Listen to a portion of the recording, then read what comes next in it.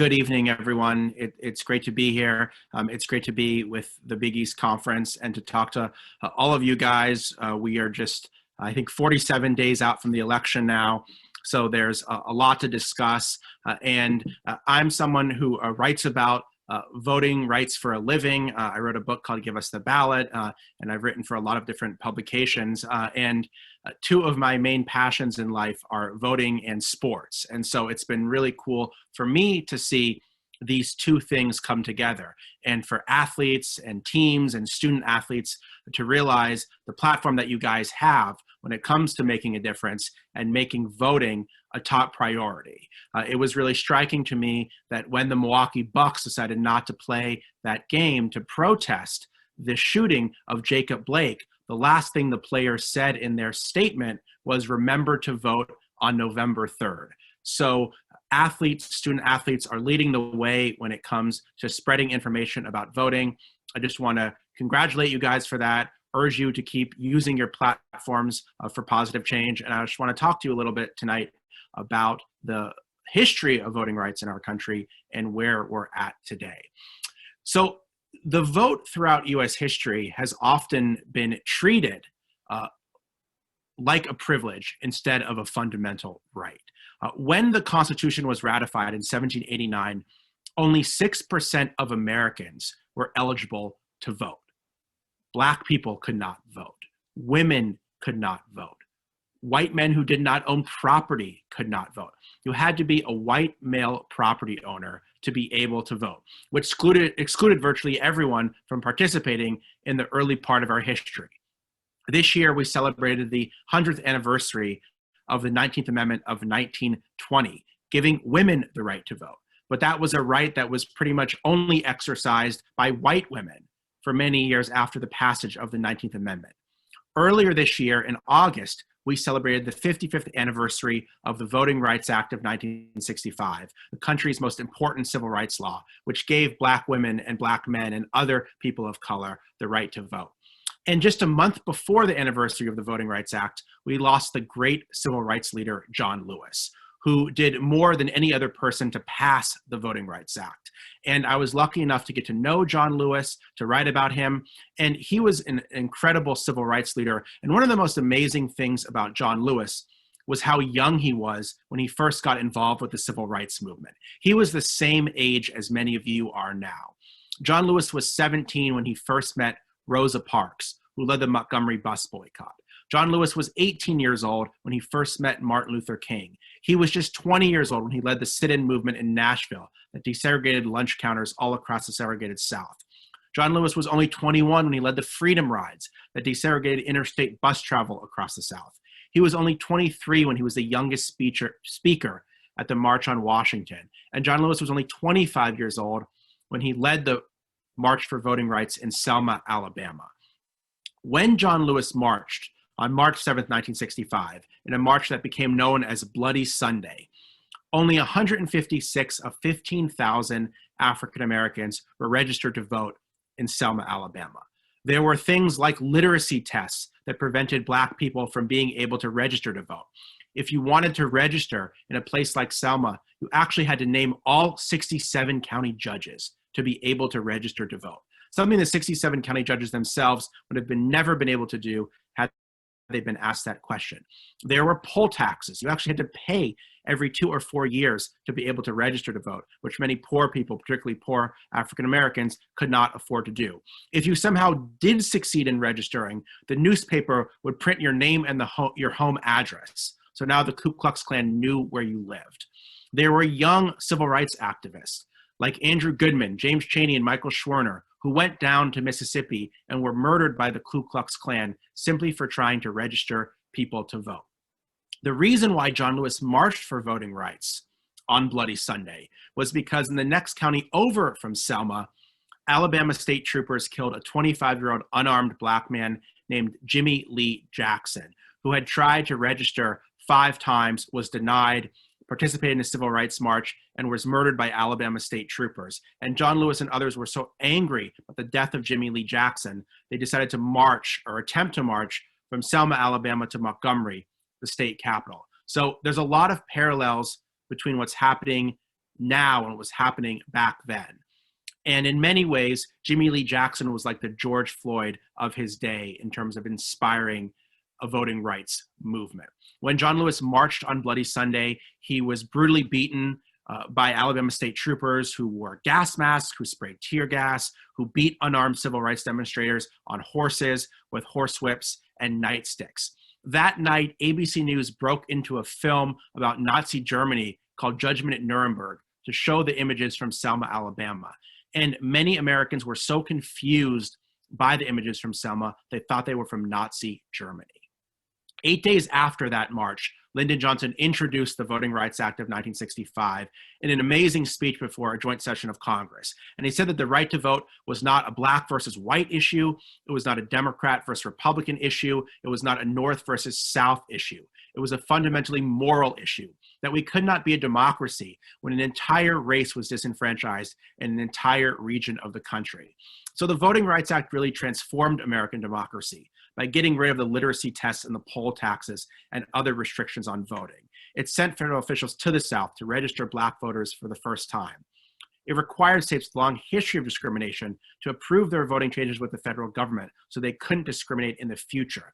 And it led to the first Black elected officials, the first Latino elected officials, the first Asian American elected officials, in many places, the first women elected as well. And it changed white politicians too, because you no longer had to play the race card if you wanted to get elected. But it's also true that the fight for voting rights didn't end in 1965, that voter suppression is not a thing of the past. The fight for voting rights is still a major civil rights issue today. In the past decade, half the states in the country have changed their voting laws in one form or another to make it harder to vote, by doing things like passing laws saying you need strict forms of ID to vote that millions of Americans don't have, or cutting early voting, or not allowing you to register online, or closing polling places. In Texas, for example, you can vote with a gun permit, but not a student ID. I just saw an announcement today that the University of Georgia is going to have college football, but they're not going to allow an early voting site on campus. So this kind of suppression, particularly targeting young students, is still ongoing. Then in 2013, the Supreme Court gutted the Voting Rights Act and ruled that those states with a long history of discrimination no longer had to approve their voting changes with the federal government. So I'm sure you guys saw during the primaries, there were 6-hour lines in states like Georgia. People were still voting at 12:30 p.m. at night, 6 hours after the polls closed. That didn't happen by accident. Georgia closed over 200 polling places from 2012 to 2018, and 80 more polling places in Metro Atlanta during the primaries. On average, Blacks and Hispanics still wait twice as long as whites to vote. Some of the statistics from Georgia are really shocking. In predominantly minority voting precincts, the average wait time in Georgia was 51 minutes. In predominantly white voting precincts, the average wait time was just 6 minutes. So the same kind of disparities that we see in the criminal justice system, we also see in our voting system as well. Just last week in Florida, they upheld a law basically preventing people with past felony convictions from being able to vote. Florida was a state that banned anyone with a past felony conviction from voting even after you had served your time. In 2018, 64% of Floridians overturned that law and said that people with past felony convictions should get the right to vote back. Then the Florida legislature passed a law saying you had to pay all fines, fees, and restitution to be able to vote, which meant that your right to vote depends now in Florida on how much money you owe on your sentence and whether or not you can afford to pay that back. So it's like a poll tax in that it conditions the right to vote on how much money you owe. This law could prevent 700,000 plus people from being able to vote in Florida, in a state that was decided by just 537 votes in 2000. So that's the kind of impact we're seeing about voter suppression. The good news is that all of you guys have a platform to do something about this, to make voting easier, not harder, and to make sure that young people participate in record numbers in this election.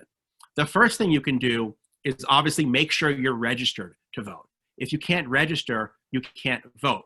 But that's something you guys should do now if you haven't already. In a bunch of states, they actually cut off registration 30 days before the election. So there are some really important swing states like Georgia where they're going to cut off registration by October 3rd or right around then. So make sure you get registered now. Secondly, talk about the importance of voting and give people facts about voting. There's a lot of disinformation out there about how voting is going to work in 2020. So I just want to clear up a few things. A lot of people are going to vote by mail because we're in a pandemic. Voting by mail is not a new thing, though. The military has voted by mail for decades. States like Oregon have voted by mail for decades. It works really well in those states and among those constituencies. Voting by mail is not a partisan thing. Democrats and Republicans used vote by mail equally in 2016 and 2018. And vote by mail is not subject to major voter fraud. There was only 143 criminal convictions for mail ballot fraud over the past 20 years, which equals out to 0.0006% of total votes. And in 44 states, including, I'm assuming, pretty much all the states that you guys live in, you can vote by mail for any reason. So it's actually really easy to vote by mail in pretty much every state in the country. That said, I'm sure you guys have read about delays at the post office and other things like that. So if you do decide to vote by mail, make sure you request your ballot early. Election officials are saying request it at least 2 weeks before the election. Return it at least a week before so it doesn't get delayed. Drop it off if you can. Make sure to sign your ballot and sign it carefully. Young people in particular have mail ballots rejected more than older people because they're not familiar with the rules. So if you're careful about mail voting, if you do it ahead of time, you won't have any problems. That said, a lot of people are still going to vote the traditional way, which is voting in person. But one of the big problems we saw in the primary was there wasn't enough polling places and there weren't enough poll workers. The majority of poll workers are over the age of 60, so they're in a high-risk community, which means that we need younger people to volunteer as poll workers. There's a site called powerthepolls.org where you can sign up to be a poll worker. That's something that a lot of sports teams, for example, are now encouraging their employees to do.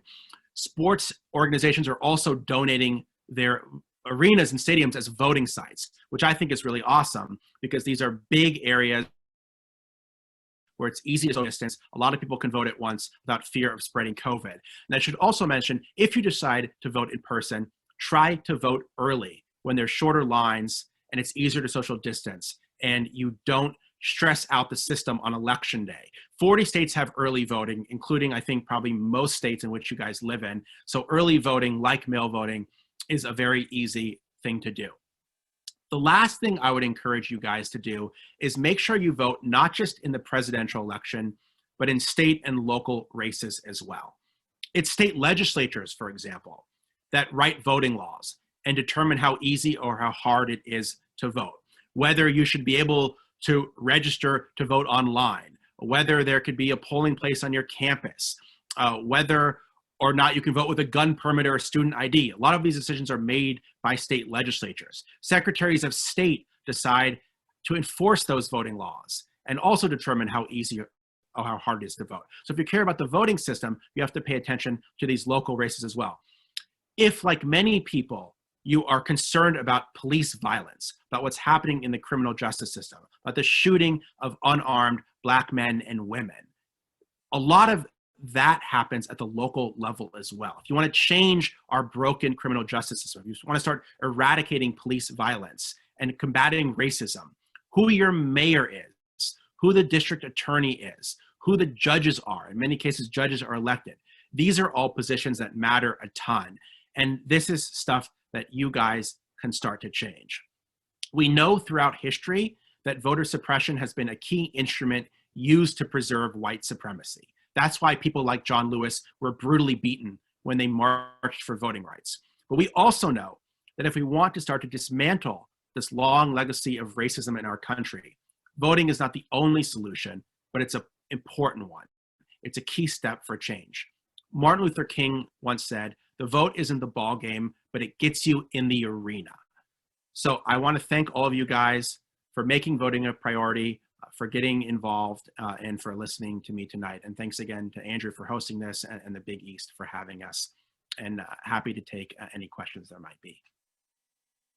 Great. Thanks a lot, Ari. Thanks for covering a lot, talking about the history briefly, and also, talking a little bit about how some of that history is repeating itself today. So a lot of the things that, prevented people from voting historically, we're seeing similar things taking place today. And again, it's predominantly the minorities who are unable to access the vote, or have a harder time voting, or taking longer times in terms of lines, etc. when voting. What we want to do now is open it up for questions from the audience. So if you do have a question, you can unmute yourself. You can use your reaction buttons below to signal us, or you can just type your question into the chat. I have a few questions for Ari that I will engage him in to begin with. But as people or folks have questions, please feel free to type them in the chat or to unmute yourself and ask the question.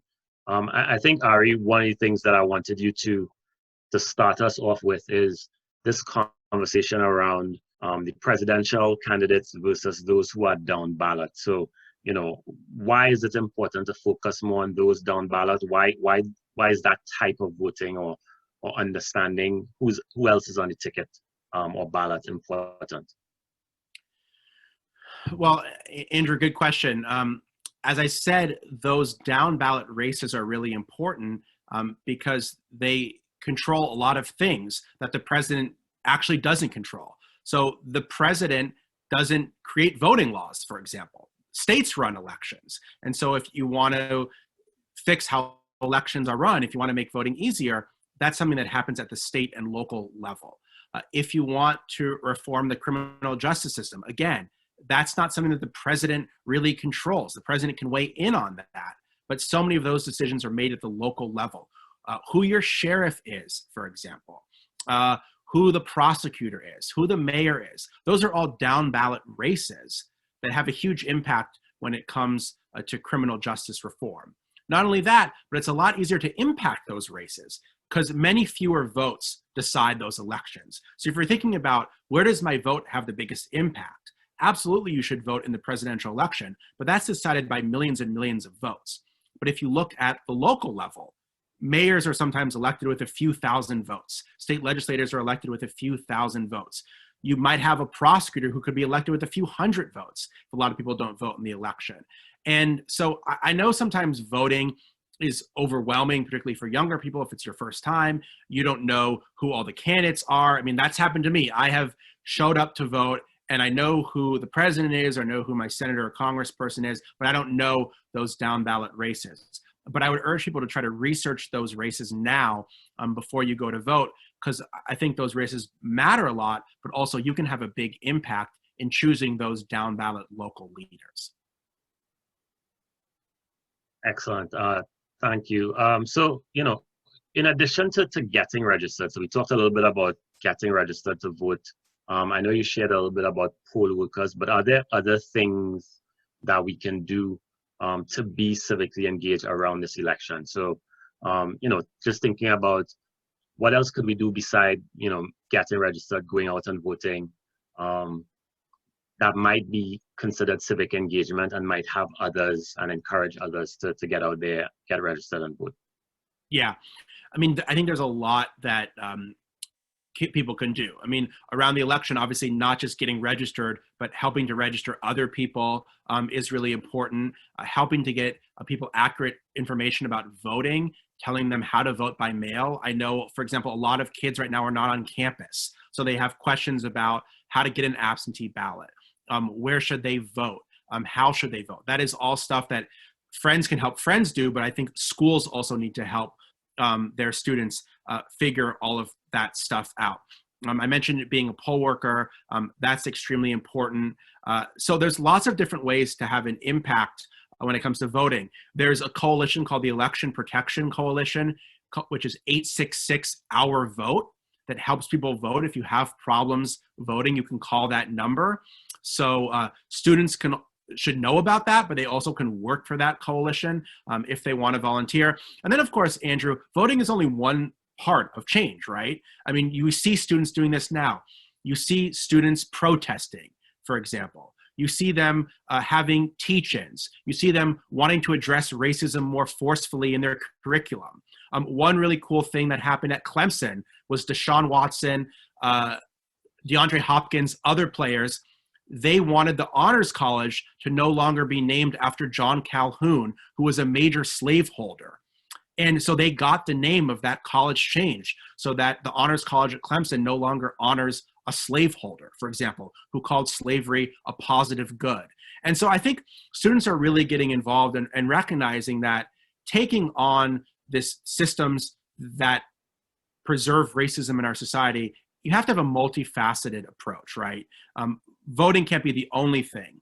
But I also think a lot of this stuff is hard to change without voting. I think you have to have, like the civil rights movement did, an inside-outside strategy, where you vote, you put pressure on elected officials, then you protest and mobilize and demonstrate to raise awareness about what's going on in society. Great, thank you. So, again, if folks have questions, feel free to put them in the chat, unmute themselves and ask.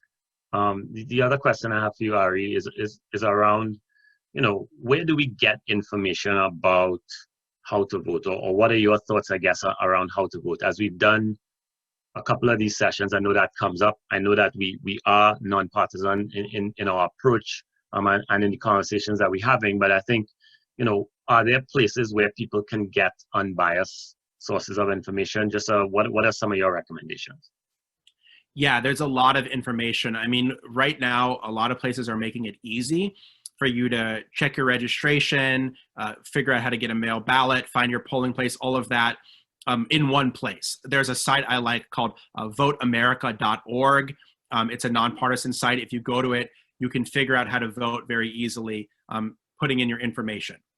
There's also sites that will tell you more information about how to vote and the issues that are going on. So for example, Vote 411 is a great site that RISE recommends, that's run by the League of Women Voters, that'll tell you where candidates stand on the issues.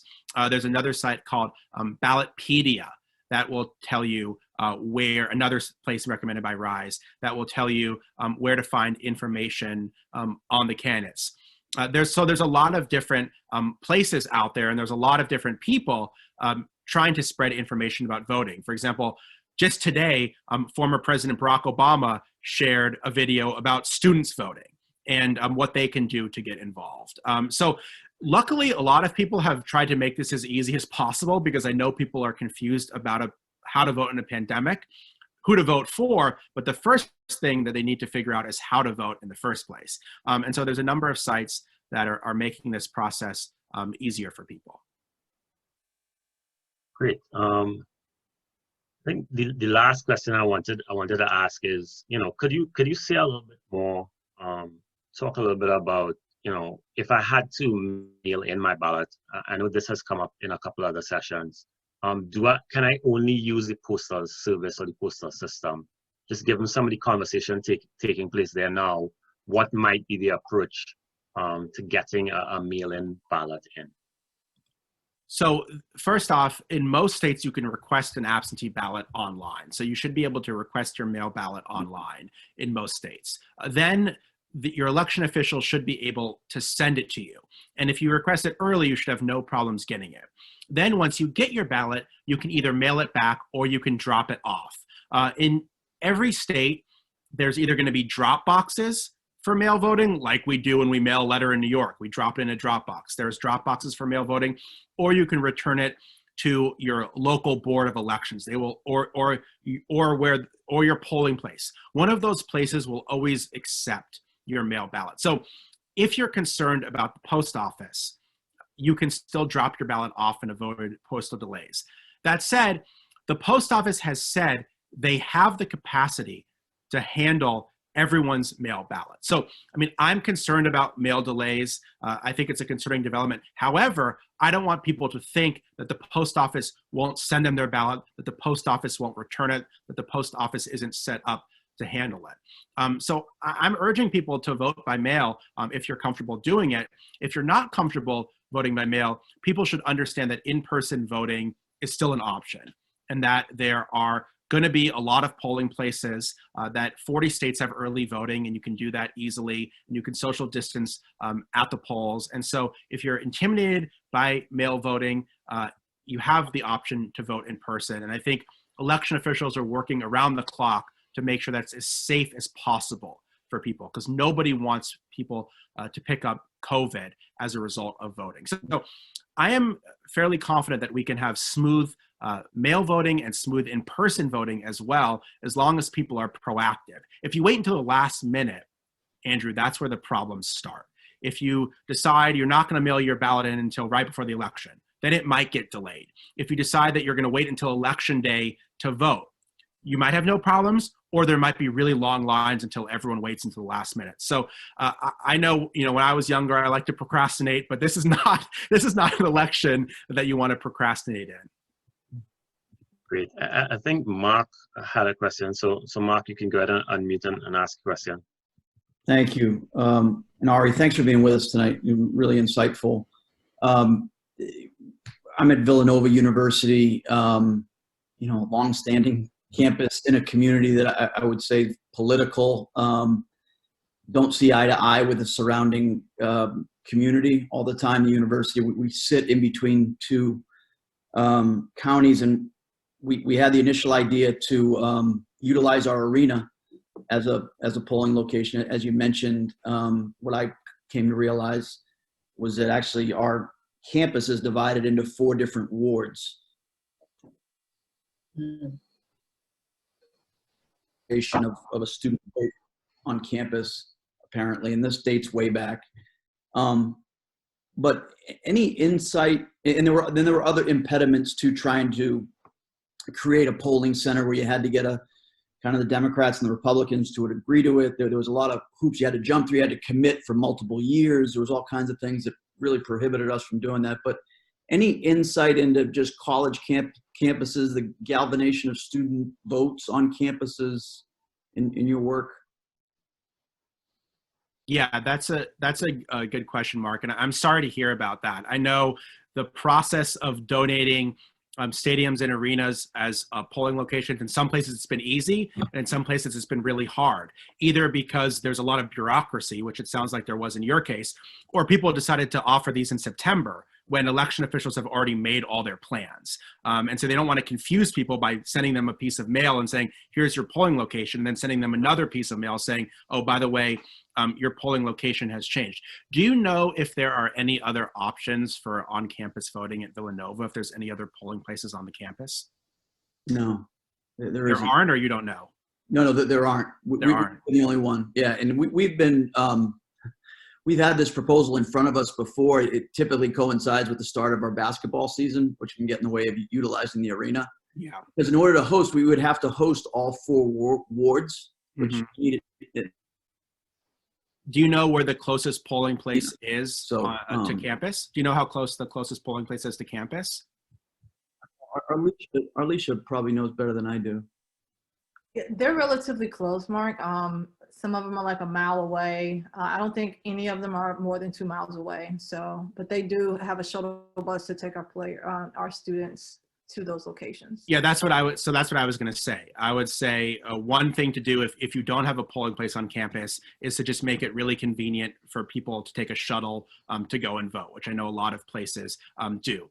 Another thing is to encourage people to vote by mail, because then you don't have to worry about where your polling place is, right? And so, I mean, in some ways, mail voting is intimidating, but in other ways, it's actually really convenient for people because you don't have to worry about going to a polling place. And so I would say either making sure that students have easy access to mail ballots and that you're giving them information on how to fill it out, or just arranging shuttles and then making sure and contacting the local election officials ahead of time and telling them, hey, we have students coming here, make sure you help them vote, make sure you walk them through the process, make sure you're nice to them. All of those things, I think are ways to try to increase student participation.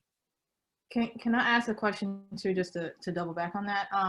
So once our students do the mail-in ballots, you did mention like drop off or mail it in. What everyone seems to feel the safest is to drop it off. If like say our students are there and we drop them off at a location that's closest, do they have to drop it off at their particular polling location, or can they drop it off at any polling location? My understanding is you can drop it off at any polling location. And I will say in Pennsylvania, this issue is being litigated right now. I would have thought that something like dropping off your ballot would not be that controversial, but we are in hyper-partisan times when every aspect of voting has now become litigated and politicized, which I think is really unfortunate. But yes, if you have drop boxes, you can drop it off anywhere. And there might be a requirement that has to be in your county, for example, but I think that would probably be the only requirement. Because mail voting is not like voting in person, right? You don't have to have a precinct for mail voting in the same way that you have a precinct in terms of in-person voting. A lot of the reason why people vote by mail is because they're out of the town to begin with, right? So you don't need the same sort of requirements. So I think there's a lot of different flexibility. One reason why people like dropping off ballots is like in Colorado, they have 400 places to drop off a ballot, and it's really, really convenient to be able to do so. So I think that will ultimately end up being an option for people in Pennsylvania. This has been litigated right now, but I think the courts will allow it because they've allowed it in other states, and I think students will be able to do it. But I would hope that when they put those drop boxes in there, they will put them in places that are convenient to campuses and other places where there's large concentrations of people.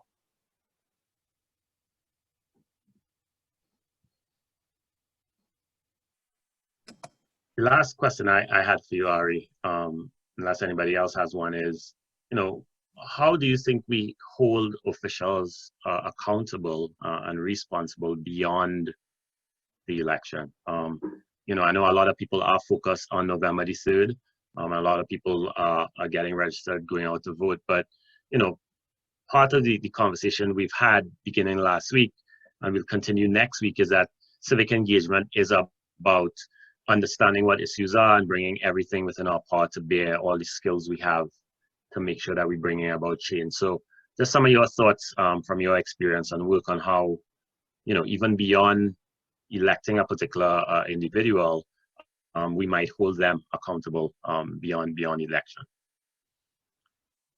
That's a great question. And voting is just the first step in the process for change. So the people you vote for are going to have platforms. And if you vote for them, you're obviously going to agree with at least some of that platform. And then you have to put pressure on them to pass that platform.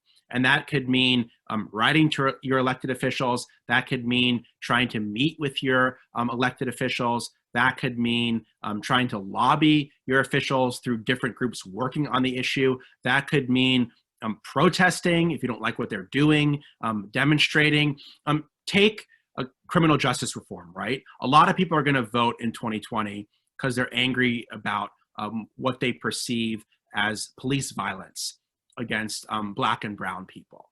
Well, if politicians are elected and they say they want to change that system, the question is, how are you going to change it, right? And what are you going to do about it? How are you going to try to reform police brutality? How are you going to try to change the criminal justice system? All of those things, that requires work that people are going to have to follow up on, right? And so that means you need to stay in constant dialogue with your elected officials. And I know sometimes that seems exhausting, right? We just want to be able to vote and then step back and say, we did it.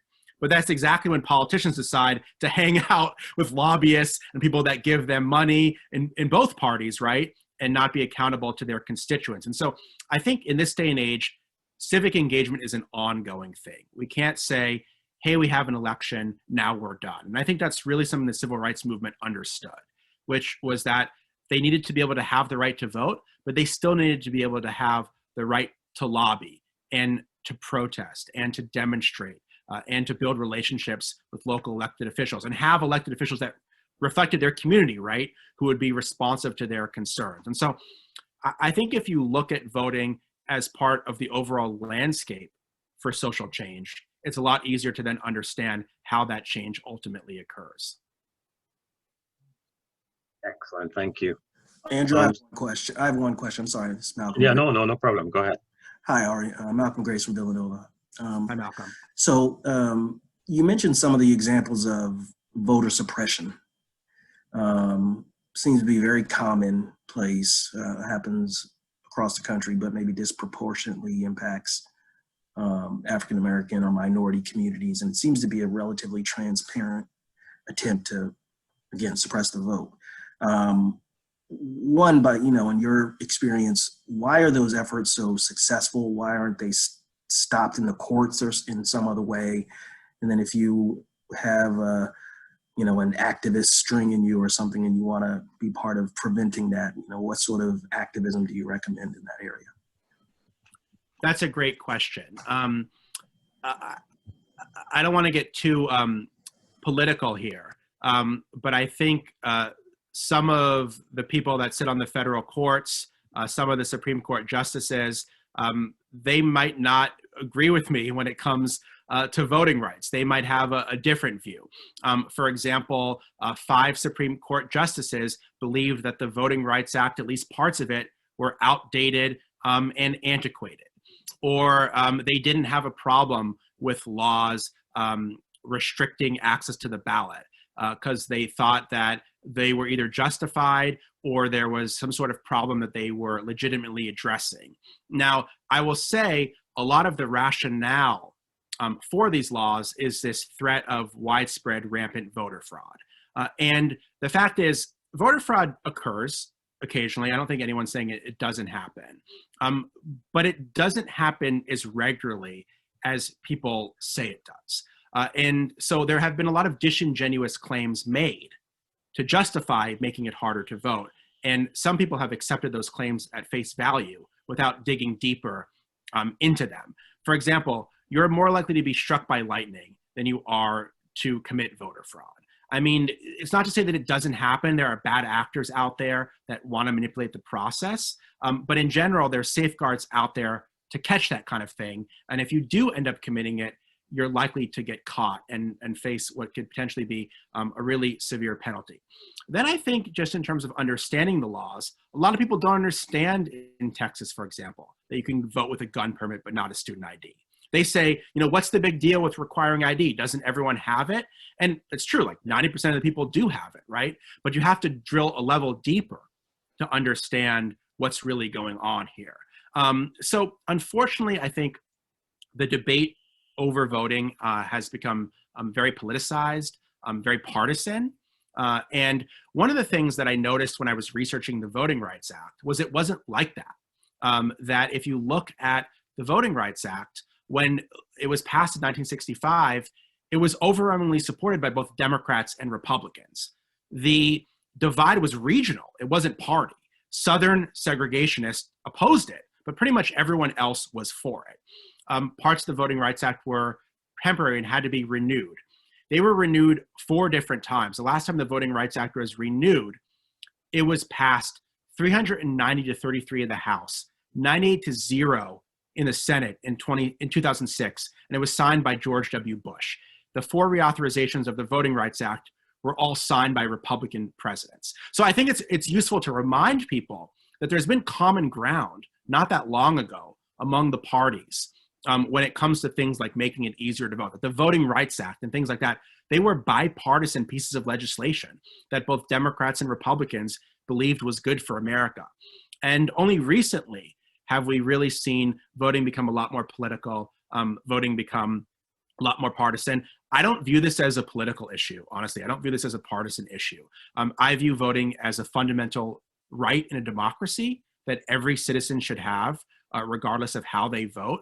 I view voter suppression as fundamentally immoral, no matter who's doing it or who the target is. And I think one of the reasons probably why Andrew wanted me to talk about this history, because I think the more that you understand the history of voter suppression, you understand how it's still wrong today, that we have what's called old poison in new bottles. And the more you can understand our history, the more you can understand what's wrong about what's happening now and how we can try to combat it. To answer your question, how to get involved, there's a lot of really good groups out there. Tracy in the chat put 866 Our Vote, the Election Protection Coalition. That to me is sort of the gold standard, because anywhere, any person in any place can call that number if you have a problem voting, or text that number, 866 Our Vote. That is run by the Lawyers Committee for Civil Rights and has all the other organizations in there. There's a lot of local organizations that work on voting issues, groups like the League of Women Voters or the NAACP.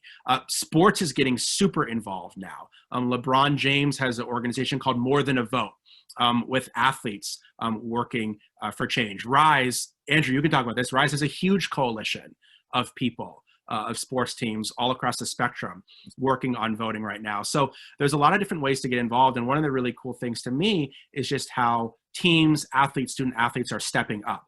That, you know, when we watch basketball on Thursday, we're going to see the players wearing vote t-shirts when they warm up and when they do their post-game interviews. I think that stuff has a difference. I think it starts to spread awareness and make people realize how important it is. I have a question, if I could. Go ahead, Rachel. Ari, could you comment on how gerrymandering has fed into suppression? And I think people should understand how that works and why voting locally is so important, because the state legislatures usually draw the lines on voting and how it creates these voting districts that are many times unfair, I think. That's a really good question, Rachel. So you're right. In most states, state legislatures draw districts for themselves and also for your member of Congress, for your member of the House of Representatives. If one party controls the process, they're going to draw maps in most cases to advantage their party and hurt the other party and make it so that they can win an election a lot easier, and the outcome in a lot of places is predetermined. And that's one reason why people feel cynical about the political process and don't want to participate, is because they believe that the maps are rigged before they've even voted. Now, I think you can overcome gerrymandering, but the fact is it's a big problem in our political system. So that's one reason why it's so important to vote for state legislative candidates who will support fair maps. There are states, for example, like Michigan, which now has a citizens commission to draw their redistricting maps instead of having it being drawn like by the politicians. Because I think, right, whether you're a Democrat or Republican, if you're drawing your own district, that's a fundamental conflict of interest.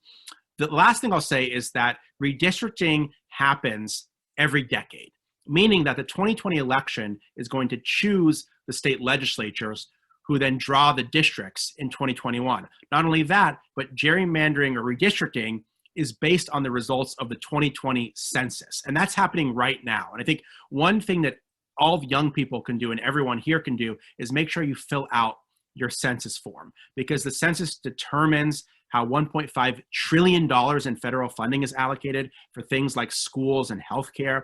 The census is the data that people use to draw legislative districts, and the census determines, based on the population, how many electoral college votes and how many members of Congress your state might have. And so we're running out of time for people to fill out the census.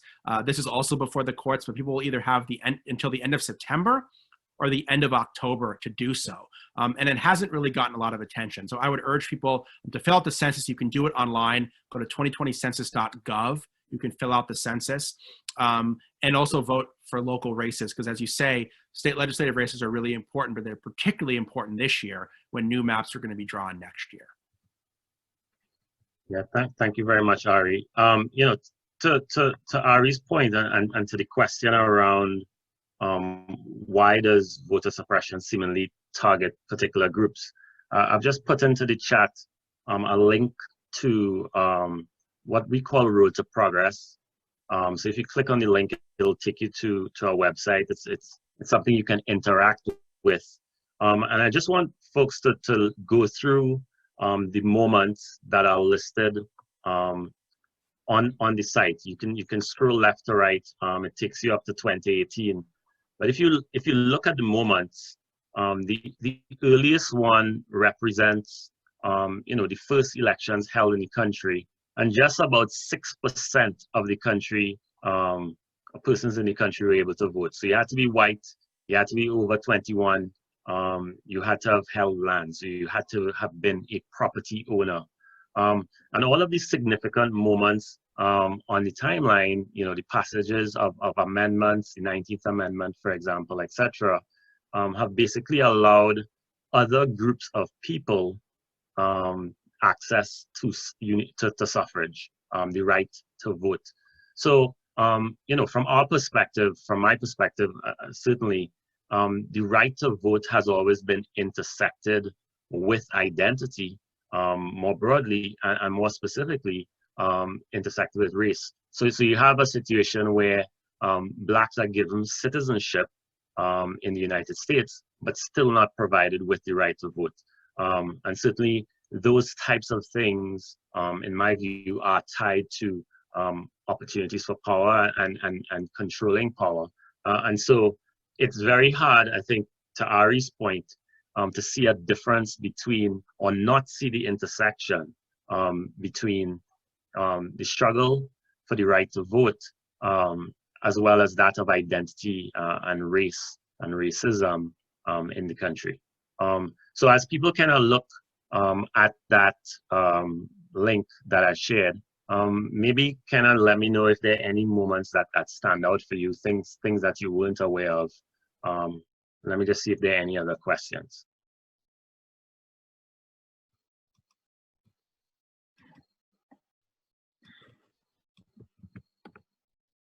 While people are looking at that, the other thing I would say has to do with the role of sports and the role of sports teams and things that you can do. I know that, you know, the Giants, for instance, they have set up committees who are focused on specific civic engagement initiatives. One of those, for instance, being the census and making sure that people complete it, persons fill it out. And they've launched a huge campaign. I don't think it has gotten as much traction as some of the other athletes and pro teams, but they've done a lot of work making sure that, you know, elected officials in the various boroughs are coming and speaking to them so that they are educated and they are educating others as well around that. So I think there have been some really powerful examples. I don't know if David, you want to talk a little bit more about the Rally Coalition that RISE is a part of, and the ways in which some of the teams are trying to mobilize others around voting. Yeah, absolutely. Thank you, Andrew. And Ari had referenced this before. Obviously, there are a lot of different initiatives from professional teams to amplify, you know, the importance of voting and increase access. The Rally Vote Coalition, it's a nonpartisan coalition that was started by the NBA Sacramento Kings back in 2018. Out of the midterm elections. Initially, that was 9 professional sports teams. We've now expanded that coalition to over 40 professional sports teams and leagues that have really just teamed up to urge their fans to register to vote and participate in the election. That covers all the major professional sports leagues: NBA, NFL, MLB, MLS, WNBA. You know, we've got teams really across the spectrum, and they're really doing a range of things. Obviously, you know, we spoke about, you know, the attempts to make, you know, arenas, you know, polling sites or even places to count absentee ballots. They've also used those as centers for food drives and things where you can engage. You know, obviously, traditional outreach is not happening this year, so it's difficult to do some of the registration work that's happened before. But the teams have tried to use their facilities and their players and their presence to drive some of those opportunities to engage with fans and encourage the right to vote. We've been doing sessions like this for each of those teams for their staff, as well as some public-facing sort of town hall-style conversations around civic engagement and around voting registration. So again, it's just another example, you know, as Andrew had spoken of the way, you know, these teams and these players have enormous platforms and can reach so many people, you know, through using their voices. And so we think, you know, there's some power in them coming together in this coalition to really amplify those voices together. Thank you, David. David or Andrew, can you perhaps maybe share some suggestions with the group? You know, I know a lot of folks on here are on here for a reason, that they're, you know, committed to voting and spreading and encouraging their teammates and folks in their immediate circle to vote and register to vote, and, you know, absentee ballot, the whole 9 yards. But, you know, after they've got their self buttoned up in that area, what else can they do, quote unquote, on election day to be engaged civically, you know, whether that's volunteering at the polls or what have you? Do you have some suggestions in terms of how they can be active on election day? Yeah, I can say a few things, and then Ari, feel free to jump in as well. So So definitely, you know, as Ari mentioned, there is a shortage of poll workers. So I think persons who can volunteer in that capacity is big. Persons can assist persons to get to the polls. So, you know, perhaps there are folks who do not plan to vote by mail, and they need, you know, rides, lifts, other types of transportation. Certainly assisting persons, you know, showing them how they might fill out or get registered, etc. Is something that you can do. So you can't do it for them, but you can direct them, give them information. Educating others about a lot of the facts and misinformation taking place. I think that one is huge. One of the things that I have understood around voter suppression is, you know, one big way to do that is to erode the confidence in electoral systems, and to provide, you know, huge misinformation, and so that anything that you can do, if you educate yourself and you use your platform, whether that be in person or your social media platforms, to spread information, I think is also huge, also important. So those are a couple that come to mind off the top of my head. I don't know, Ari, if you have any thoughts, or David as well. Yeah, Andrew, I think you covered a lot of it. I would just urge people to work with existing organizations that are experts on this subject, who can help steer you in the right direction. So whether it's joining that Election Protection Coalition, 866 Our Vote, or working with the League of Women Voters, or many universities have chapters, for example, of the Andrew Goodman Foundation, that will work on voting issues. So they can kind of tell you what needs to be done. It may be that you have to call on people who have questions about their mail ballots, or it may be that people need rides to the polls, or it may be that there's an issue at the polling place, right? They might have, the voting machines might be down, or they may have run out of ballots, or there might be really long lines and people need water and food. You don't know. I mean, all of those things come up every election, and I guarantee you it's going to come up in this election because things are so chaotic right now. So I would just say, for students who want to be active, to reach out to local organizations. And I would hope that, you know, all of these schools are getting involved in not just giving people information, but working with election protection, these other groups, to have campus chapters to do this stuff proactively. One thing that's really important is so many people are going to vote before November 3rd. People have already started voting in North Carolina by mail, for example. Most states are going to have early voting by mail, or they're going to have early voting in person. So people should start getting active before November 3rd, is what I would urge them to. The earlier you get involved before November 3rd, the easier it is to solve problems on November 3rd. Yeah, and I think to that point as well, one of the things that we, you know, as we had these conversations, are encouraging persons to do is have a plan around voting. So, you know, make some decisions as early as you possibly can. Are you going to be voting by mail? Are you going to be doing it in person? Where are you going to vote? If you are voting in person, you know, how are you going to get there? So the more of a plan you have, the better able you are to execute it. And I think relatedly to your question, Tracy, encourage others to have a plan as well. So, you know, try to avoid, you know, the long lines, try to avoid too many people trying to go into polling stations at one time.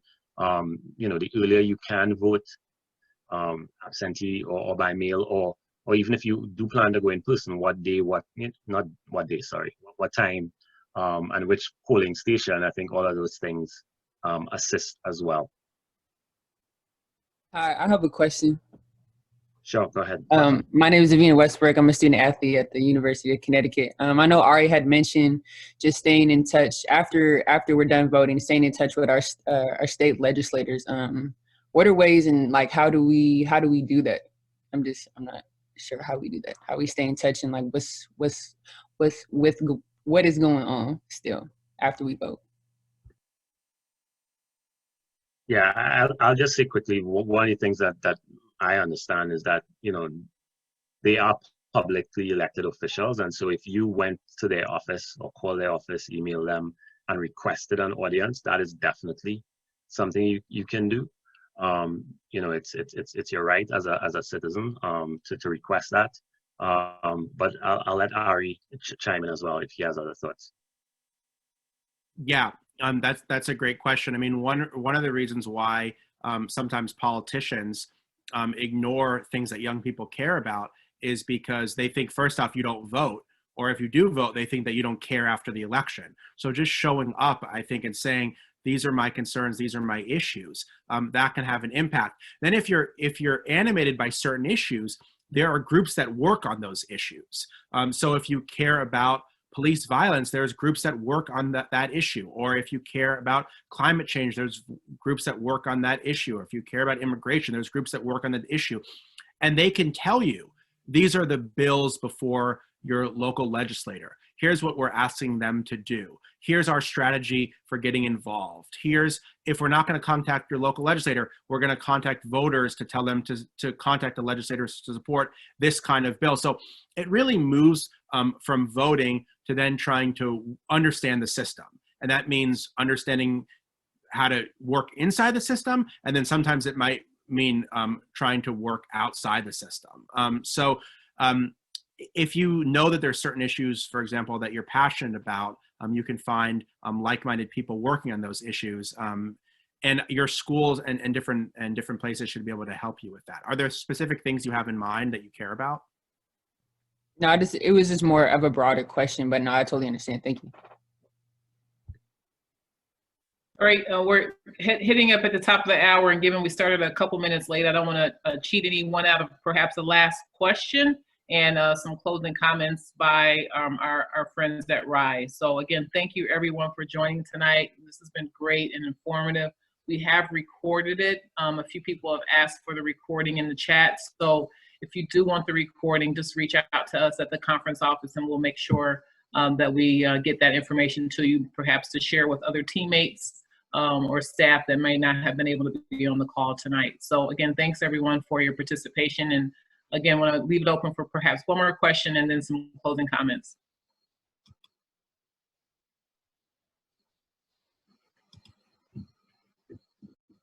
If there are no other questions, I'll just say in the interim, you know, I think it's really important as we laid out, and that link to the timeline lays out the intersection, I think, between identity, voting, and the right to vote.